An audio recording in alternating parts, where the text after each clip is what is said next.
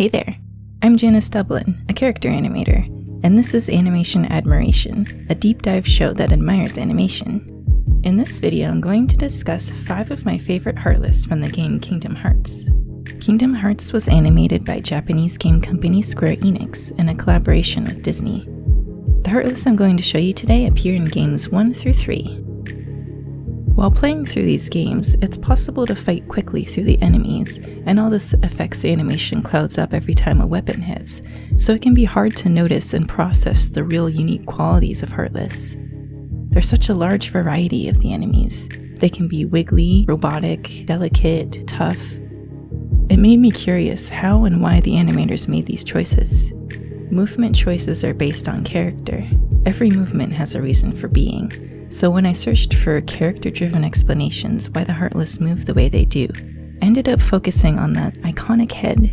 I noticed that the heads of the emblem Heartless, more often than not, are a black sphere with yellow eyes and a faint, jagged mouth. This head feels like a clueless puppet master, and like the variations and styles from various Disney worlds form around that brain to make a body. Like these wandering dark spheres take over some lavish costume, and then they pretend to be whatever the costume represents. For instance, the animal-based Heartless. You can tell what animal they're trying to be, and they move the way you'd expect, but something about it is still very off. I only chose my favorite Heartless to talk about today, but hopefully taking a peek into the surprising traits the animators instilled in these guys will give you a better glimpse into the oddly charming nature of the Heartless. We'll start off in Kingdom Hearts 1, talking about the mummy of Halloween Town, Wight Knight. I like the designs of all the Halloween Town creepy, scary Heartless, but Wight Knight is particularly memorable because of its movements. We can see the essence of a snake in it, and a possessed mummy, and a frog, and a cat with nothing but claws. The white part of Wight Knight's name is actually quite telling in terms of how the animator went about designing its moves. According to sources like Wikipedia, some definitions are human, creature, monster, ghost, and supernatural entity. We can see all of this in its model. It's wrapped in bandages, it's spindly and sickly, and its eye glows. All this creates a mood that transfers well into the animation. For instance, when Wight Knight appears, it slithers up out of the ground like a ghost with its monster-like hands dangling in front of it. We can see a lot of this always flowing, unnerving animation style from Wight Knight.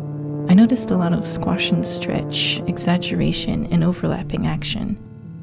This basically means the animator focused their efforts on making it compress and contract to a high degree, and made sure it kept flowing its body parts one after the other constantly. When it comes to traversal, Wight Knight is able to shuffle a few steps, but it doesn't really walk. It tends to do this incredible lean forward, or backwards, then catapults itself into the air to get around.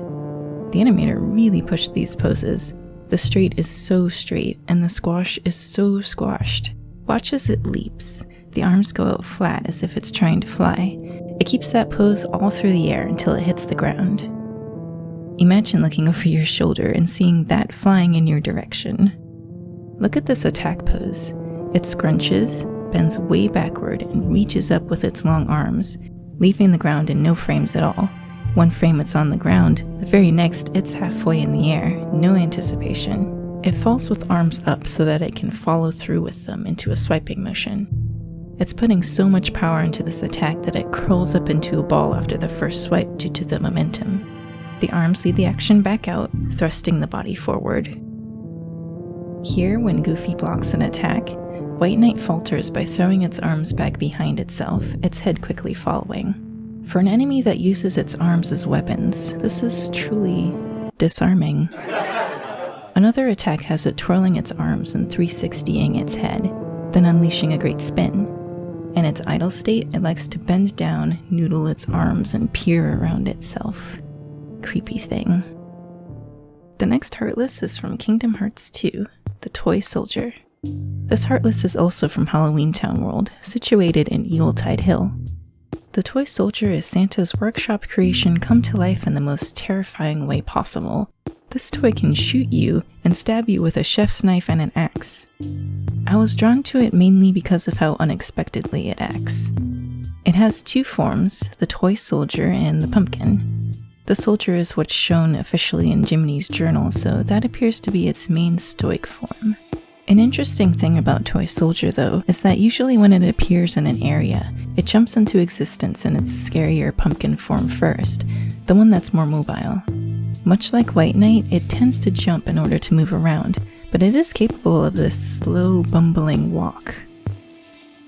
If we frame by frame through, we can see that the poses are pretty evenly spaced, which helps give the movement such a monotonous feeling. And I love how when it's done walking, it sucks its feet in and suddenly drops to the ground to look like a normal box, as if it's preparing to surprise us. And that's a big thing with this Heartless.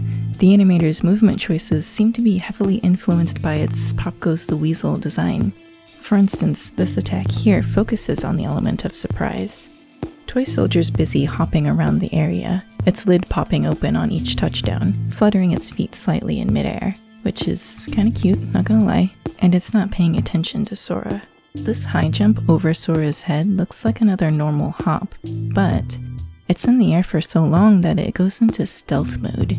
Suddenly, it lands behind him and kicks forward with its foot, which looks to be enlarged for emphasis. Following that, a quick headbutt.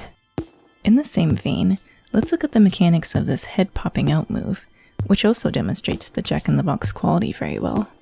As Toy Soldier is landing, its feet still off the ground, the pumpkin head starts coming up. In the next frame, the feet just touch the ground and the head is fully visible. The feet begin to settle like normal, but the head continues to shoot up straight until suddenly it drops back down. Then we see the box, which was settling down before, is now flowing back up as the head drops. Now there's this squishy motion where the box and the head move towards each other at the same time and move opposite each other at the same time, giving it a bounce that soon settles into stillness. Because of this technique, in real time we can feel the presence of this Heartless's inner springy mechanisms. Next, let's look at the Chop Chop attack.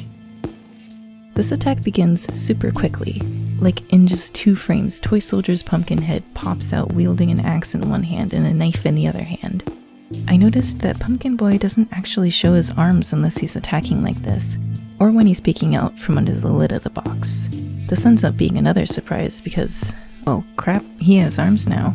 Anyway, it fully extends itself out of its box in 3 frames, throwing its arms back. It holds position up there just barely, and then instead of lurching forward straight into the attack, it actually bounces on its spring for a bit. We may think this is something that the Heartless can't control, and is thus a miscalculation, but it uses the momentum of the bounce to steer backward and properly swing forward into the Chop Chop. We'll look next at the base form of this Heartless, which is the actual Toy Soldier part. As it stands idly, we can see it scanning around using its whole body. In its right hand, it shakes its toy rifle quite vigorously, as if saying, "Give me something to shoot at." It's prepared to fire at any moment, and boy does it. See here when this Toy Soldier appears, it goes right to a dormant state and waits, and then 1, 2, 3, 4, 5, 6, 7, 8 frames and Sora gets blasted. That's about 1/3 of a second in the game's time. It surprised me so much I pressed square. Toy Soldier made it up in the first 3 frames, which were spaced far apart to get speed and distance. When things move quickly and then stop quickly, they reverberate back and forth at the end, which the animator replicated here to give it a bouncy, stretchy feel. This is called a hard accent. After Toy Soldier shoots, we can see some overlapping action in its body and box because of the exaggerated recoil. Toy Soldier, officially the best at party tricks. Let's take a trip out of Creepy Town for a mo and visit the softest Heartless from Kingdom Hearts 1, Wight Mushroom. The Wight Mushroom was a total favorite of mine because it's adorable and harmless. It's incredibly interesting for a Heartless to be harmless, since a Heartless's instinct is to collect people's hearts. The description from Chain of Memories states that Wight Mushroom actually has an unusual affinity for people, our only friend in these trying times. It is an emblem Heartless, which, according to Secret Ansem's Report 5 and Kingdom Hearts 2, were made by Xehanort and the other researchers. So the question is, did they design all the emblem Heartless? If so, why did they make the Wight Mushroom harmless, knowing that their own goal was to collect hearts? Was Xehanort just feeling cute that day? It seems like the white mushroom doesn't collect hearts, but it does collect items and other things, and it seeks help relating to Sora's magic. So it plays charades for Sora and gets him to show off his magic, which it apparently doesn't mind getting hit with. Imagine begging Sora to blast you with grand magic from Kingdom Hearts 3. White mushroom is, of course, based off the food mushroom, but the mushroom's animators chose to make it majorly soft and squidgy. So cute. It also has a round design, the only sharp angles being the antenna drawn on its hat, its Heartless crest, and its tapered arms. It's all wrapped up in a sack-like dress and appears quite defenseless. The first thing we may notice as Sora approaches a white mushroom is the fact that not only does it not attack him, it doesn't acknowledge him. Sora and friends prepare to fight, but the white mushroom continues walking around, thinking and miming. Another oddity is that this Heartless does not bloop into the area when Sora runs around. It's already there when he arrives. Pretty mysterious. My guess as to why this happens is that when normal Heartless appear in front of the player, it's like a surprise and gets us to steel ourselves quickly for a fight we didn't see coming. But White Mushroom already being in the scene takes away that apprehension and thus keeps us calm, adding to its disarming nature. I love White Mushroom's walk cycle. It starts by leaning forward, then it lifts its skirt to move as if it has feet. Its arms trail behind doing small flapping motions. It keeps its head high and its chest forward. This is a confident mushroom that knows what it wants. Posing the character is one of the first steps of doing an animation, and body language is incredibly important to get right because the poses a character makes is obviously a huge part of acting. For White Mushroom, body language is on point when it comes to charades. Keep in mind, this creature has no facial expressions, no fingers, and no legs to emote with, so the animators had to think simple but clear in order to communicate well with these constraints. In the charade for casting Blizzard, White Mushroom sort of melts to the ground. It leans off to one side as if exhausted and fans itself. I think the combination of these three things are what make our minds jump to he's hot. If it were simply just fanning itself while standing normally, we might misconstrue it to mean something like he wants us to follow him or he's hitting himself. When White Mushroom needs Sora to cast fire, it demonstrates its chilly state by immediately throwing its hands around itself. There are several ways to animate bounces and jitters, and this one is particularly fast. The arms go in and out one frame at a time without any more poses to ease it, so it's just pop, pop, pop, pop, and the head follows the rhythm while arcing upwards. For the Thunder charade, White Mushroom dangles its arms and bends down low, hanging its head dejectedly and sways slowly left to right. To be honest, this one doesn't communicate thunder to me very well. I remember whenever I'd play Kingdom Hearts back in the day and saw this, I would have no clue what it meant, but the shining sun thing made me think of thunder. Could it be a cultural difference? Thinking about it more in my analysis, I managed to come up with this explanation. The mushroom is sad while being out in the sunshine. If he doesn't want sunshine, he must want it to be cloudy. And if it's cloudy, then it might rain. And if there's rain, there might be lightning. And if there's lightning, there's thunder. That's a bit much, my dude. I just hyped you as being good at this. After White Mushroom congratulates Sora for guessing its charade correctly, it mimes reaching into its pocket and throws out a batch of prizes.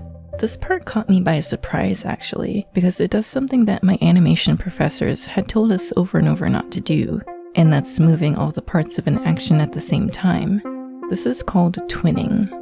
It's a small thing in this case since it's a bit fast, but take a look. White Mushroom reaches over with both hands and its head to its left side. As I frame through, we can see all the moving parts are going the same incremental distance and going towards the same location. I guess it's not exactly that this animation is wrong, it's that it could be better. This has to do with style too, so really I'm just nitpicking. Better can actually lead to too much in some cases. The way to potentially heighten this move is to delay some parts by a few frames. It's good screen direction for characters to sort of indicate what they're going to do before they do it. And in animation, that means using the anticipation principle. They subtly go back before going forward. They lift up before going out. In the case of delaying, the part I'd choose is the arms. Here, I have White Mushroom look at his pocket first in anticipation, then start moving his arms to reach there. Straight after it does this, the animation flows into this beautiful arc. Next up is another Kingdom Hearts 2 Heartless, Strafer. Needless to say, it strafes. Very cutely. We can find this guy in the digital landscape of space paranoids. Strafer is a good example of animators dealing with characters who are based on life forms that don't exist. The Heartless of Tron's world are obviously inspired by circuitry and design. Their bits and bytes come to life. Looking at this creature and others like it, the animators had to think about what things they'd seen in life whose movement would suit it as a reference. The first thing that came to mind for me was robot. Sure enough, Strafer's animation is very robot-like. As it stands idly, it does this doot-doot robot dance with its arms and head. Immediately after, it bounds off the ground and does the cutest little skip cycle. This is surprisingly organic for a robot. Going back to my explanation of the Dark Sphere puppet masters, I think that this might be a moment where the Heartless is exposed for pretending to be something that it's not. Heartless can be classified as organic beings, so it makes sense it can move this way originally. The robot dance and its attacks and everything are just like garnish to its character costume. There's nice follow-through in Strafer's head by way of its helmet and antenna. Follow-through is an animation principle that refers to when part of a character moves around as a result of the character's actions, like a cape fluttering or a loose sleeve swishing around. The helmet jiggles as if loose on Strafer's head, and the antenna bounces along. A fun helmet moment happens when Sora and Co. interrupt its spin attack. Here we see Strafer revving up for a spin. It takes off in one frame, gliding smoothly into a propeller-like stance. Contact is here, then it yanks far away. Because the spacing was quite even until now, the larger spacing of the contact pose and the off-balance pose works to add to the impact of the hit. All of this is happening really fast, so it's all about the feel of it. We can feel that impact. This sparkly visual effect plus the sound boosts it. 1, 2, then third and fourth frame begins spacing closer, thus mellowing the action down a bit. This is called slowing in, where the poses get closer together at the end of a move. As I thumb through, Strafer's body slows down, but its helmet has majorly big spacing still. It's still moving fast, around and around, until the Heartless gets its footing back. It slows in to grab its helmet. Then the animator drops the arms quickly to get a kind of whiplash feeling, motoring the helmet back into place. Then he starts dancing again. They all strafe to Sora's right to get around, otherwise just spinning like a top. The animator gave it only a few frames to get into position, then started a run cycle with very interesting keyframe choices. When we watch it in real time, it's like a super bouncy, quick, like Naruto run. The legs are moving so fast, they're almost strobing. So let's look at the keys. There's this up, out, down pattern, or up, contact, pass, down, walk cycle language. This is a 3-frame run, which might be the fastest run I've ever seen. But the funny thing is, Strafer motors along, yet doesn't actually cover much distance. I know one thing though, he strafed right into my heart. Last but not least, we have Flan from Kingdom Hearts 3. I'll talk a little bit about them overall, but specifically I'll look at the orange Flan. This Heartless is a part of the infamous Flantastic 7 and can be found in the Kingdom of Corona. The Flan Heartless shares many similarities with the White Mushroom. They are both squishy mountains and like to bounce. They also enjoy giving Sora prizes. When approaching this pile of squish, it does not bloop into the area, it already exists there, and as I posited before, this is probably meant to keep us off our guard. The biggest thing that sets the Flan apart from White Mushroom is its carefree and frivolous attitude. Their games are grand and extreme sport-like compared to just, guessing charades. Jiminy's journal says they're into mischief, and one is apparently evil. 4 out of 7 challenges force us to kill or be killed. For example, watermelon flans from the Caribbean launch themselves at a fort while Sora has to destroy them with cannons, and banana flan from Monstropolis and honeydew flan from San Francisco are the only ones with the gall to eat Sora. Despite this abhorrent behavior, I noticed that when grape flan attacks during the Arendelle challenge, Sora doesn't take any damage.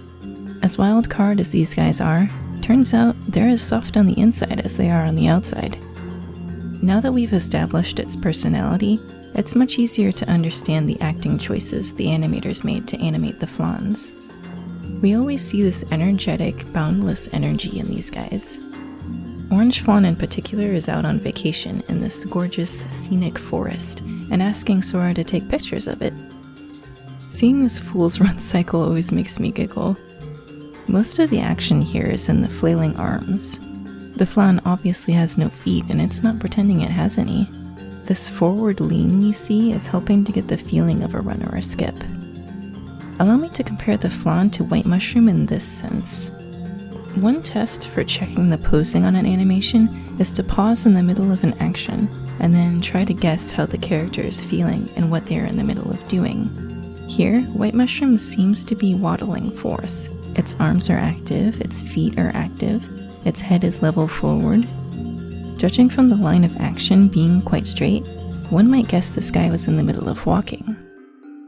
Now Orange Flan here. Arms are active, mouth agape, line of action has been pushed into an outward curve. We can see the chest is forward and the face is looking up.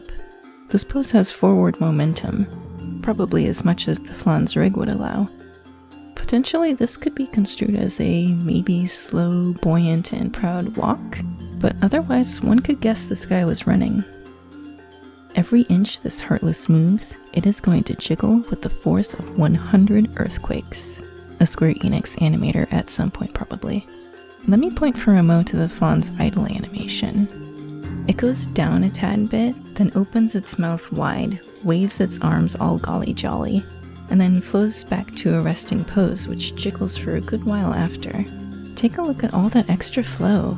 I don't know how many controllers the rigging team put on this character rig, but like, wait, is this some sort of simulation or did an animator do this by hand? Because that's a lot of follow through and the momentum feels so on point. I'm super impressed by this flan's jiggliness. 10 out of 10. Allow me to gush about body language of simple characters again. Now, one of the principles of animation is staging, which deals with clarity of poses and silhouette.